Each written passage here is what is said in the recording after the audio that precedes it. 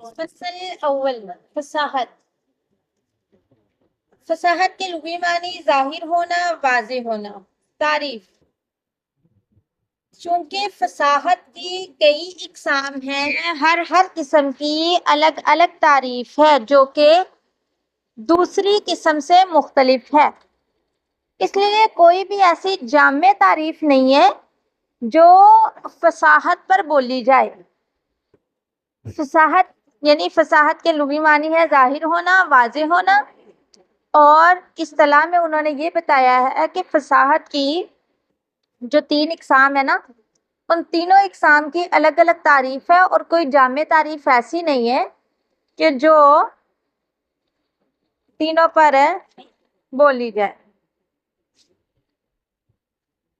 اچھا جی، فصاحت کی 3 اقسام. فصاحت کی کتنے اقسام ہیں؟ فصاحت کلمہ، فصاحت کلام اور فصاحت متکلم. فصاحت کلمہ آتا ہے تو کلام بنتا ہے، کلام بنتا ہے تو کوئی بولتا ہے جو متکلم کہلاتا ہے. تو فصاحت کلمہ سے مراد یہ ہے کہ کلمہ کا تنافر حروف، مخالفت قیاس اور غرابت سے خالی ہونا. ہر ایک کی وہ وضاحت کریں گے. کہتے ہیں تنافر حروف، کلمہ کا ایسے حروف سے مرکب ہونا کہ زبان سے اس کے ادا کرنے میں دشواری ہو اور اس کا سننا سماعت کے لیے گرا ہو. تنافر حروف مطلب کلمے کے اندر جو حروف آ رہے ہیں نا، کلمہ ایسے حروف سے مرکب نہیں ہے جن حروف کی ادائیگی زبان پر مشکل ہے. مطلب جیسے ایک مخرج جیسے 2 حرف آ جائیں، قریب المخرج 2 حرف آ جائیں تو بولنا تھوڑا مشکل ہو جاتا ہے نا. تو تنافر حروف سے مراد یہی ہے کہ کلام کا ایسے حروف سے مرکب ہونا کہ ان کے مخارج قریب قریب ہیں یا ایک جیسے. آپ کو پتا ہے ہا اور ہا ایک جگہ پہ آ جائے، ہا اور ہا، عین اور آ حمزہ ایک جگہ پہ آ جائے تو ان دونوں کی ادائیگی تھوڑی مشکل ہو جاتی ہے. تو تنافر حروف سے یہی چیز مراد ہے.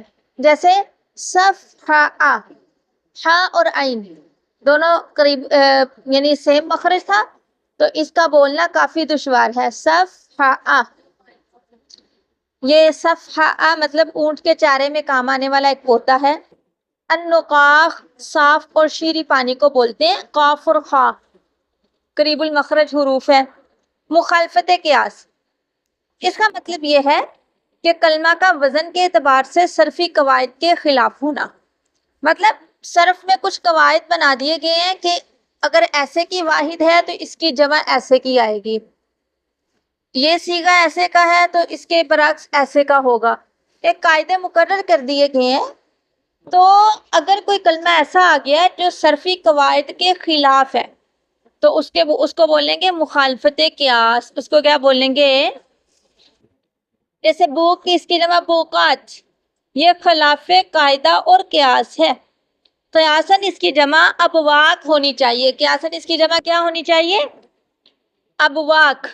اس لیے کہ جو اسم اجوف ہو، اس لیے کہ جو اسم اس کی جمع افعال کے وزن پر آتی ہے. جو اسم اجوف ہو اس کی جمع کس کے وزن پہ آتی ہے؟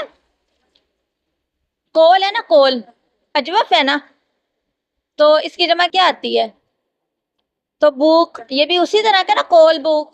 تو اس کی جمع کیا ہونی چاہیے تھی؟ بات کی سمجھ آ رہی ہے؟ غرابت.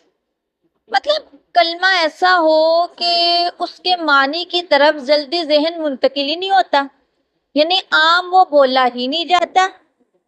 جیسے تکا، اجتماع تو لفظ آپ لوگوں نے سنا ہوا ہے. کوئی اجتماع کی جگہ پہ تکا کہتا جائے، تکا. انصرف آپ نے سنا ہے. کوئی افرن کا کہتا جائے، سمجھ نہیں نہ آئے گی، معنی کا پتہ ہی نہیں چلے گا جب تک اس کی وضاحت نہ ہو کہ یہ اس کے معنی میں ہے.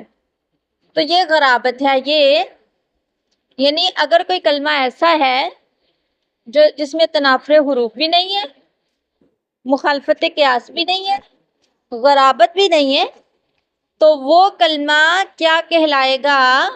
فصاحت کلمہ. وہ کلمہ کیا کہلائے گا؟ یعنی کلمہ کی فصاحت کب ثابت ہوگی؟ جب غرابت بھی نہ ہو، مخالفت قیاس بھی نہ ہو اور تنافر حروف بھی نہ ہو۔ اچھا آگے سوالات ہیں، سوالوں کے جواب آپ کو اندر سے ہی مل جائیں گے۔